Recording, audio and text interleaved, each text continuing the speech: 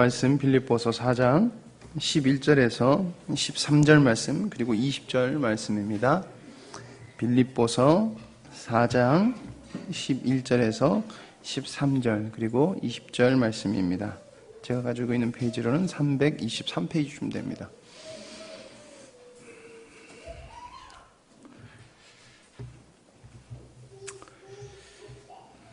빌립보서 4장 11절에서 13절까지 그리고 20절 말씀입니다.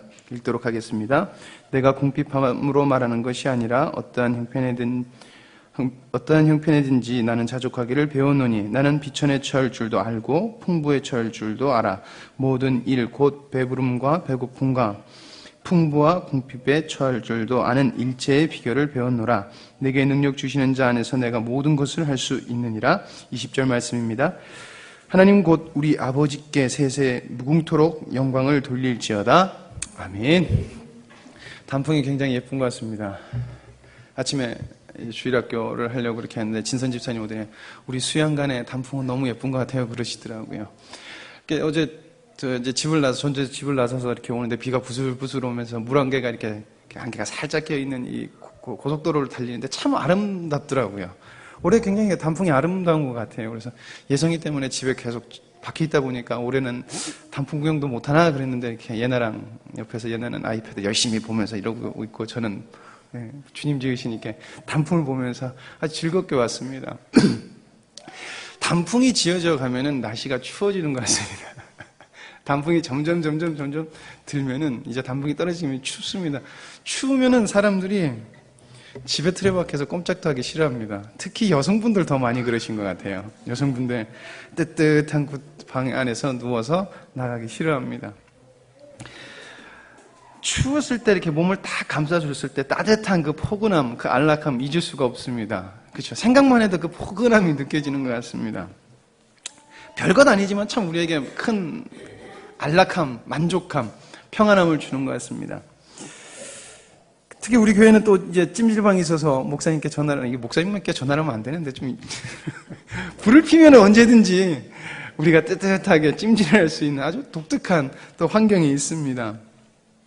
지지난주에 목사님께서 이렇게 자족함이라는 것을 나눴을 때 한번 그리스도인의 안락함이라는 것을 우리가 그러면 또한 생각해 봐야 되겠다라는 생각을 가지게 됐습니다.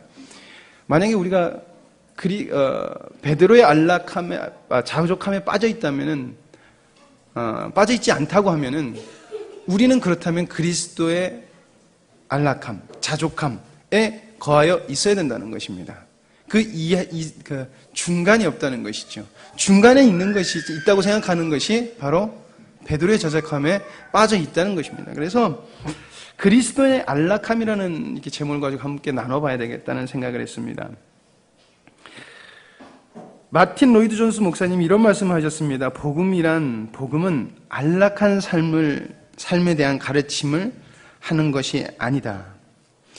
교회는 진통제를 나눠주는 제조소가 아니며 마음을 달래주는 약을 제공하기 위해서 존재하지도 않습니다. 복음은 진리를 제공하며 평안은 진리의 결과입니다. 이렇게 이야기를 했습니다. 즉 내 속에 진리가 살아서 역사하게 되면은 그 평안은 그 진리로 인하여서 우리는 평안을 맛볼 수밖에 없다는 것입니다. 그것은 자연적으로 발생된다는 것입니다. 미국의 한 신학자가 쇠락해가고 있는 한국교회를 보면서 이렇게 평가를 했습니다. 한국교회는 안락함과 편리함에 빠져 있습니다. 이렇게 말을 하고 있습니다. 많은 사람들이 교회를 나옵니다. 그러나 그 이유가 안락함이죠. 편안함, 안락함. 그 외국에 있는 교수가 평가한 것처럼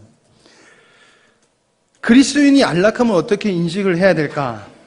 많은 사람들이 그리스도로 인하여서 이생의 안락함을 추구합니다. 내 생각과 내 마음의 평안을 누리려고 한다는 것이죠. 즉 주님으로 이 땅의 안락함을 추구한다는 것입니다.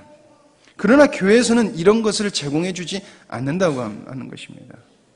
오늘 빌립보서 말씀 보면은 이렇게 자족할 줄 아는데 내가 이 말을 했는데 유일하게 빌립보에서 반응한 사람들이 너희밖에 없었다라고 얘기한다는 것입니다. 많은 사람들은 안락함에 빠져 산다는 것입니다. 교회 자체에서도. 상황과 여건을 만들 수만 있다면 우리는 안락한 쪽으로 가려고 합니다. 그러나 이것은 분명히 바른 길이 아니라는 것이지요.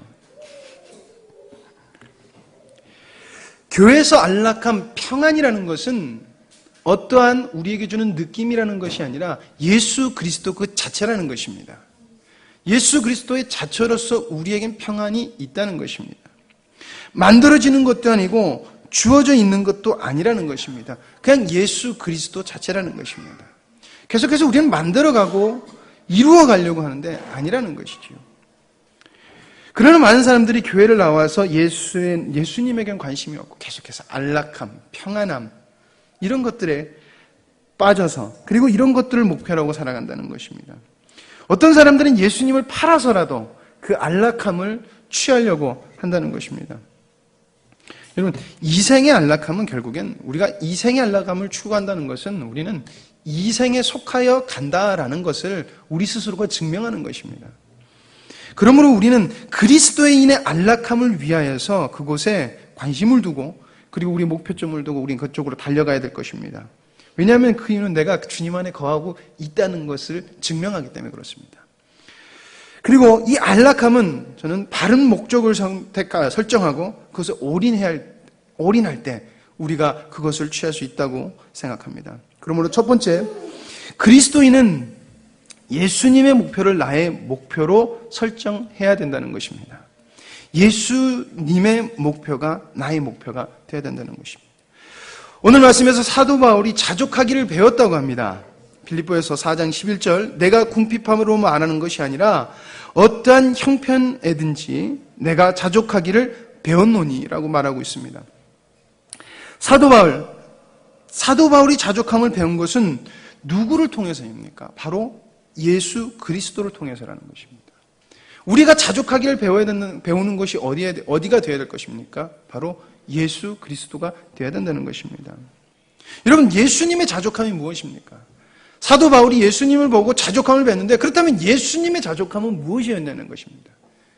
예수님은 가진 거 아무것도 없었잖아요. 예수님의 자족함이라는 것은 바로 그 근원이신 하나님이 자족함이었다는 것입니다. 하나님이 목적이 되고 하나님의 뜻이 목적이 되는 그 삶, 그리고 그것을 이루어가는 것이 예수님의 자족함이었다는 것입니다. 그래서 아무것도 없어도 나는 이것으로 자족할 수 예수님은 자족하셨다는 것입니다. 예수님께서 하나님의 뜻을 이룸으로 말미암아 무슨 열매를 얻는 것이 아니라 하나님의 뜻 안에 내가 온전히 거해서 하나님의 뜻을 이루어 가시는 것이 그분의 자족이었다는 것입니다. 그리고 사도 바울도 예수님이 살아가신 그 삶을 살아갔을 때 내가 자족함을 배웠다는 것입니다. 어떤 상황이든지, 그렇기 때문에 어떤 상황이든지라고 말할 수 있는 것입니다. 그렇다면 우리도 사도 바울과 같은 고백을 해야 된다는 것입니다. 즉 우리도 예수님께서 하나님의 목표와 하나님의 원하심을 목표로 두었던 것처럼, 그러므로 사도 바울이 예수님의 목표를 자신의 목표로 두었던 것처럼 우리도 그렇게 해야 된다는 것입니다. 그렇게 우리가 목표를 설정해야 된다는 것입니다. 그리고 사도 바울이 그렇게 살았을 때 나는 자족했다라고 말을 한다는 것입니다. 그리고 이 자족한 삶의 고백, 이 자족한 삶의 고백이 바로 20절 말씀에 하나님 곧 우리 아버지께 세세토록 영광을 돌릴지어다 아멘이라고 이야기를 한다는 것입니다. 자기의 삶에 자족하고 맨 최후에 고백하기를 하나님께 영광이 세세무궁토록 있을지어다라고 하나님의 영광을 위해서 오직 하나님의 것에 초점을 맞춰서 고백을 했다는 것입니다. 그리고 우리가 이걸 잘 아는 것처럼 세례요한이 아니죠. 사도 요한이 계시록을 쓰고 계시록 5장 13절을 읽겠습니다. 내가 또 들으니 하늘 위에서와 땅 위에서와 땅 아래와 바다 위에와 또 그 가운데 모든 만물이 가로되 보좌에 앉으신 이와 어린 양께 찬송과 존귀와 영광과 능력을 세세토록 돌릴지어다라는 이 찬양을 했다는 것입니다. 즉 천국에서 하나님만 바라보고 있는 자의 고백을 사도 바울이 했다는 것입니다. 계시록 7장 12절 가로되 아멘 찬송과 영광과 지혜와 감사와 존귀와 능력과 힘이 우리 하나님께 세세토록 있을지어다 아멘 하더라. 오직 주님께 초점을 맞춰진 그 고백을 사도 바울이 예수 그리스도로 자족함으로, 즉 예수님이 목표로 삼았던 그 삶을 자기가 목표로 삼고 살았을 때 그 고백을 하게 되더라는 것입니다. 여러분, 이 고백에는 한 가지 특징이 있습니다. 하나님으로 인하여서 완벽한 자족이라는 것입니다. 즉 나라는 것이 없다는 것입니다. 천국에서는 나라는 존재가 있지 않습니다.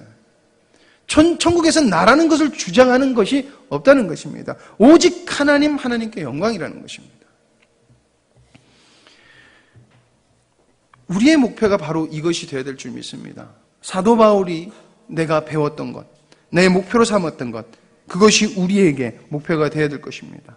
하나님의 아들들이 하나님으로 인하여서 완벽하게 자족하는 것, 그러니까 하늘나라의 삶을 이 땅에서도 살아가는 것, 그것이 우리의 목표가 되어야 된다는 것입니다. 그리스도인들이 실패하는 것은 잘못된 목표 설정에서 옵니다. 그리고 그 잘못된 목표 설정은 실수로 끝나는 것이 아닙니다. 우리는 계속 실수하고 그만이라고 생각하지만 그것이 아니라는 것이죠. 하나님을 대적함으로 나타난다는 것입니다. 우리는 아무것도 안 하고 있으면은 그냥 중립이라고 생각하는 경향이 있습니다. 그러나 중립은 없다는 것입니다. 하나님을 대적하는 자리에 내가 서 있다는 것이죠. 우리의 목표는 하나님의 원하심이 되어야 될 것입니다. 구약의 사울왕이 목표를 하나님께 돌렸을 때, 목표가 하나님의 나라였을 때 그에게는 평화가 있었습니다. 아무리 큰 군대가 올지라도 어디 하나님을 모독할 수 있냐라는 그 강하고 담대함이 그에게 있었습니다. 그러나 그에게 목표가 하나님이 아니라 자신으로 돌이켰을 때 그는 악한 영의 번민에 빠져서 늘 괴로워했다는 것입니다. 무엇을 괴로워했습니까?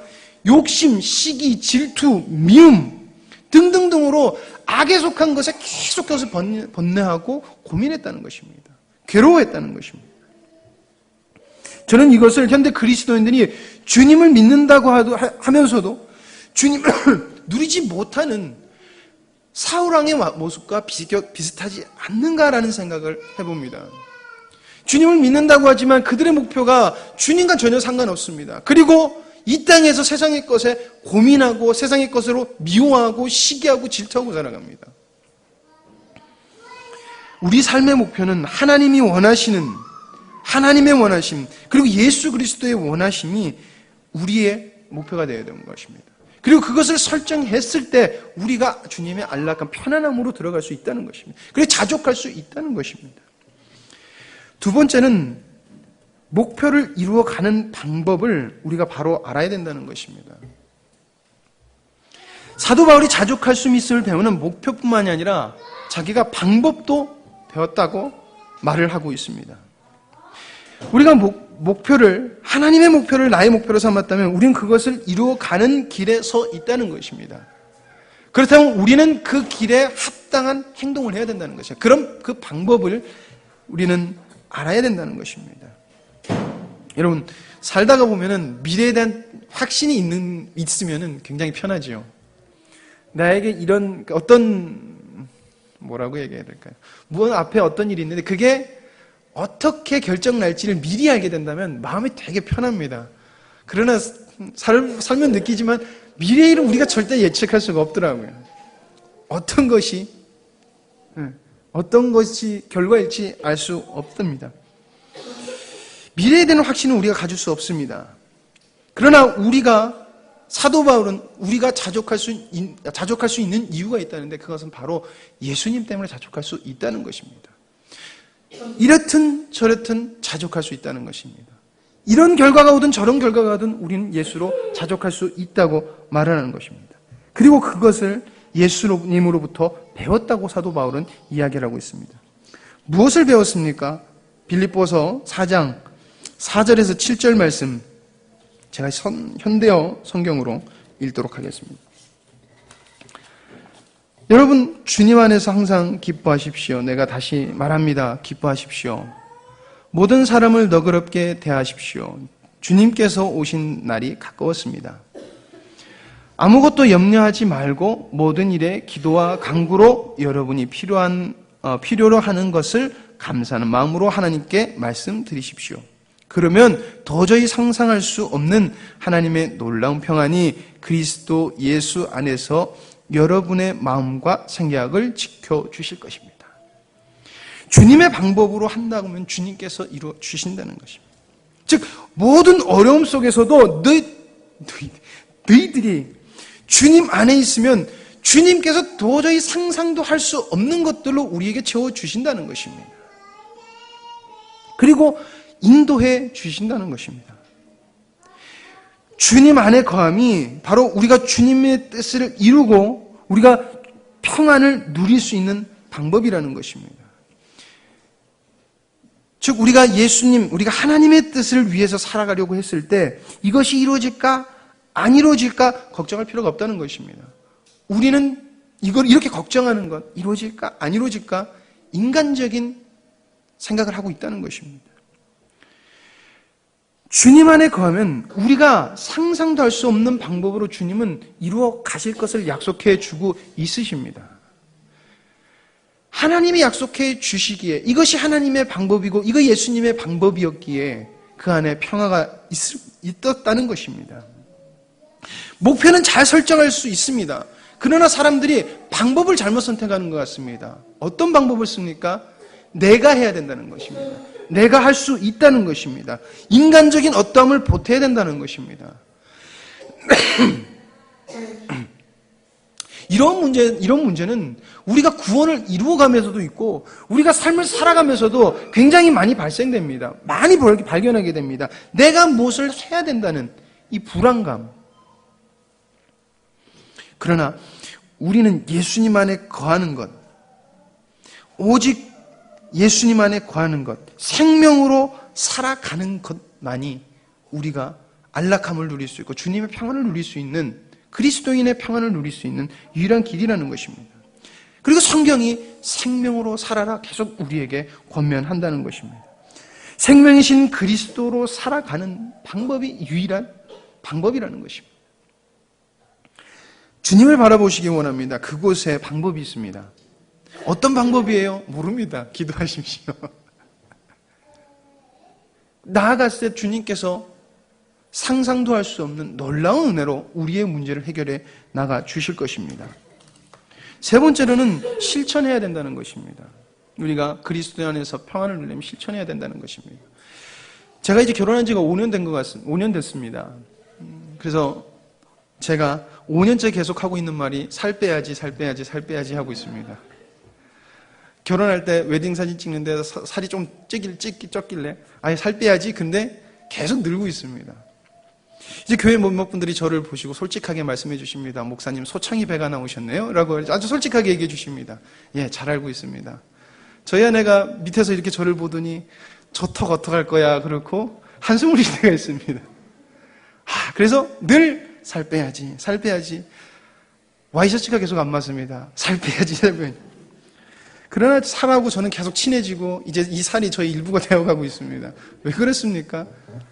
생각은 하고 있고 어떻게 하는 방법도 합니다. 그러나 제가 실천을 하지 않는다는 것입니다. 실천을 하지 않으니까 이 살이 저와 계속해서 친숙해지고 있습니다. 살을 무지 빼고 싶습니다. 왜 안 합니까? 실천을 안 한다는 것입니다. 우리는 하나님의 선하신 일을 위해서 지음을 받은 존재들입니다. 그러므로 우리는 선한 삶을 살아야 된다고 말을 합니다. 그러나 이것은 힘든 것입니다. 그리고 귀찮습니다. 그러기에 성경에서 아무리 가르치고 원하지만은 그 길을 가지 않으려고 하고 그리고 잘 나타나지도 않는 것 같습니다.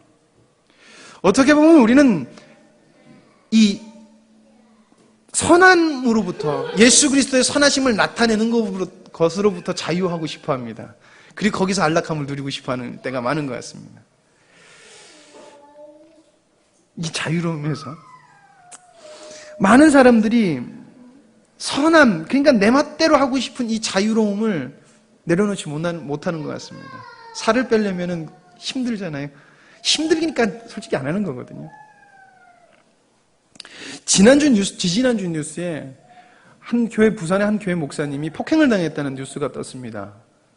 왠 줄 알아 봤더니 한 교회 성도가 성도들한테 돈을 빌린 것입니다. 남자 성도. 근데 그 돈을 꽤 큰 돈인데 안 갚다 보니까 목사님이 그분한테 가서 돈을 좀 갚으셔야 되지 않겠습니까? 라고 권면을 했다고 합니다. 근데 목사가 감히 권면했다고 열받아서 몽둥이를 들고 예배 시간에 강대상으로 와가지고 목사님을 폭행했다고 합니다. 교회를 나오고 있고 교회를 다니지만 전혀 선한 고액과 상관이 없다는 것입니다. 그렇기 때문에 그분에게는 평안이 있는 것이 아니라 분노, 시기, 질투, 그리스도의 편안함과 전혀 상관없는 삶을 산다는 것입니다. 성경에서 가르치는 주님의 삶과는 전혀 다르다는 것입니다. 우리는 예수님 믿는 것과 말씀에 순종하고 그리고 말씀으로 살아가는 것을 계속 혼돈하는 것입니다. 목사님이 오전 말씀에도 여러분들 아는 것과 우리가 사는 것은 다릅니다 라고 계속 말씀하셨습니다. 우리는 예수님을 믿으면 순종하고 실천해야 됩니다. 할 수 있어서가 아닙니다. 그것이 우리의 당연한 신분입니다. 실천해야 된다는 것입니다. 그리고 그곳에 열매가 맺어진다는 것입니다. 왜? 하나님의 놀라운 방법으로, 하나님의 은혜로 맺어진다는 것입니다. 그러나 우리는 쉽게 낙심하고 지치고 힘들 때가 있습니다. 그래서 사도 바울이 이렇게 위로하고 격려하고 있습니다. 빌립보서 4장 8절에서 9절 말씀입니다. 정말로 형제들아 무엇이든지 참되며 무엇이든지 경건하며 무엇이든지 옳으며 무엇이든지 정결하며 무엇이든지 사랑할 만하며 무엇이든지 칭찬할 만하며 무슨 덕이 있든지 무슨 기림이 있든지 이것들을 생각하라. 너는 내게 배우고 받고 듣고 본 바를 행하라. 그리하면 평강의 하나님이 너희와 함께 계시리라. 니들이 그렇게 살면은 하나님이 그렇게 너희들과 너희들에게 평안을 주실 거라는 것입니다. 즉 진리로 인하여 너희들이 평안을 얻을 것이라는 것입니다. 내가 노력해서가 아니라 그게 하나님이 주신 약속이라는 것입니다. 우리가 하나님의 손을 따라 살 때 낙심할 일도 많을 것 같습니다. 그러나 보람된 일도 있겠죠. 그러나 낙심할 때가 더 많을 것 같습니다. 그럴 때마다 이생의 안락의 기준으로 본다 그러면 우리는 계속해서 비참한 지름이 내려가는 것 같습니다. 그러나 진리 안에서 순종하고 주님 앞에 나가는 자, 실천하는 사람은 주님의 평안을 누릴 것이라는 것입니다. 그리하면 평강의 하나님이 너희와 함께 하실 거라는 그 약속의 말씀이 우리의 말씀이 될 거라는 것입니다. 우리가 힘들 때 주님은 우리와 함께 하십니다. 그래서 빌립보서 4장 13절에 내게 능력 주시는 자 안에서 내가 모든 것을 할 수 있느니라 라는 바울의 고백이 가능하다는 것입니다. 네 번째로 우리는 우리의 존재를 날마다 인정하고 기억해야 된다는 것입니다. 우리가 평안을 누리려고 하면. 조금 전에 내게 능력 주시는 자 안에서 내가 모든 것을 할 수 있느니라 라는 구절을 읽었습니다. 이 말은 만사형통이라는 말이 아닙니다. 이게 바로 그리스도인이라는 것입니다. 어떤 속에서도 우리가 주님 안에서 자유함을 누릴 수 있다는 것입니다. 그러나 많은 그리스도인들이 이 구절을 굉장히 추상적인 아니면은 구호 정도로 여기는 것 같습니다. 되지 않을 때, 으쌰으쌰할 때 우리가 하는 것 정도로 생각한다는 것입니다. 그러나 이것은 잘못된다는 것입니다.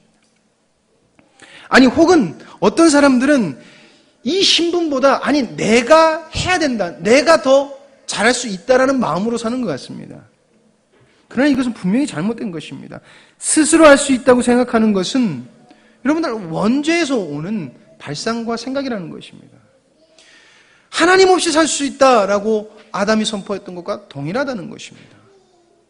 즉 우리가 내게 능력 주시는 자 안에서 내가 모든 것을 할 수 있는 존재가 아니라는 것은, 그게 안 되고 있다는 것은 우린 반대로 내가 스스로 하려고 하고 있는 것이고, 그리고 아담이 했던 그 죄를 우리가 아직도 그 모습을 그대로 살아가려고 한다는 것이라는 것입니다.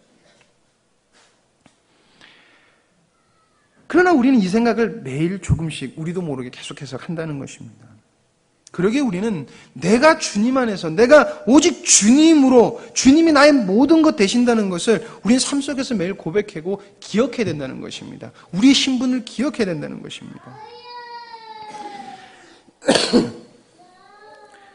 우리가 삶을 살아가다 보면 많은 어려움을 하나님께서 허락하십니다. 그래서 힘이 듭니다. 지치기도 합니다. 그래서 우리가 많은 이 문제를 해결하기 위해서 이것저것을 생각합니다. 그렇게 고민했을 때 여러분, 우리에게 평안할 때가 언제였습니까? 그리스도인이 평안할 때, 바로 내가 내 존재를 인정해서 하나님 내가 할 수 없어요 라고 했을 때, 그때 내게 능력 주시는 자 안에서 우리가 평안할 수 있었다는 것을 우리는 기억해야 될 것입니다. 사람들이 그런 말을 합니다. 이런 사람이 믿음 좋다고 합니다. 어려움이 있을 때 흔들림을 보이지 않는 사람. 아, 저 사람 믿음 좋아. 어떻게 저런 어려움이 있는데 흔들리지 않을까? 이 믿음이 좋은 것일 수도 있습니다. 주님 안에서 그러면 좋은 것일 수도 있습니다. 그러나 내 의로 한다 그러면 그것은 잘못됐다는 것입니다. 우리의 존재를 모른다는 것입니다. 잘 참는 사람들이 잘하는 말이 있습니다. 그것도 못 참아.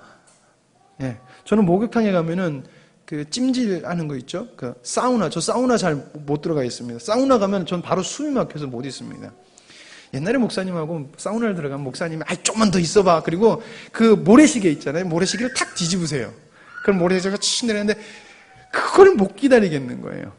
그런 목사님이 농담으로 좀 기다려봐. 그것도 못 참아 그러셨던 기억이 있습니다. 그래서 좀 컸을 때 혼자 목욕탕에 갔다가 그 시계를 뒤집어 놓고 한번 견뎌봤어요. 그러다가 진짜 혼쭐이 났어요. 제가 화상을 입었었어요. 그래서 쓸데없는 참음, 우리 그리스도인들이 많이 한다는 것입니다.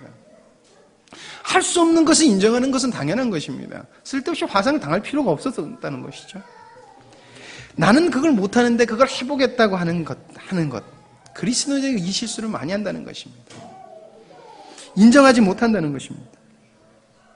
여러분, 할 수 없음을 빨리 인정하고 주님께 도움을 구하는 것이 우리 그리스도인이 나를 인정하는 방법이라는 것입니다.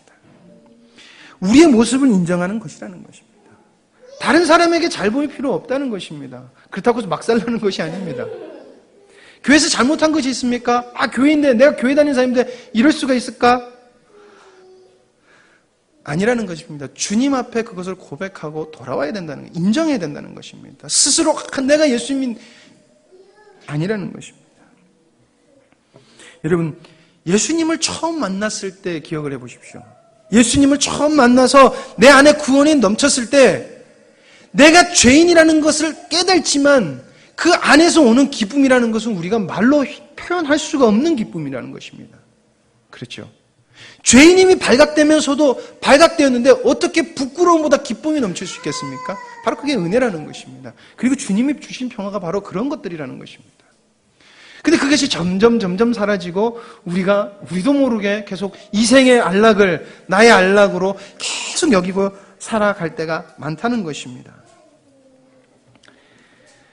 무엇입니까? 정체성을 잃었다는 것입니다. 내가 무엇에 안락함을 느껴야 되고 평안함을 느껴야 가는가라는 이 정체성을 잃어버렸다는 것입니다. 우리는 주님 안에서 모든 것을 할 수 있는 존재입니다. 이 말은 주님만이 가능합니다라는 고백을 하는 것입니다. 이 고백은 오직 주님께서 당신의 놀라운 방법으로 이루어 가실 것입니다라는 고백을 하는 것이고 그것만이 우리를 변화시킬 수 있다는 것입니다. 이것이 우리의 존재요. 이것이 우리입니다. 그리고 이것은 누구도 부정할 수 없는 것입니다. 결론을 내립니다. 사도 바울도 어려움 속에 있을 때 믿음의 형제들을 통하여서 힘든 일을 이겨냈습니다. 자족하며 삽니다. 위로를 받았습니다. 자족하는 삶을 살았습니다. 이 말은 우리가 주님으로 살아갈 때 우리가 서로에게 힘이 된다는 것입니다. 믿음의 공동체에서 힘을 붙돋아줄 수 있다는 것입니다. 주님으로 자족함을 보고 그것은 또한 전파된다는 것입니다. 여러분 지금 주님으로 자족하고 있으십니까? 만약에 우리 마음의 불안함과 초조함, 만족하지 못함이 있다면 우리는 주님으로 자족하지 못하고 주님으로 그리스도 안의 평안에 누리고 있지 못하다는 것입니다. 그리스도 안에 거하고 있지 못하다는 것입니다.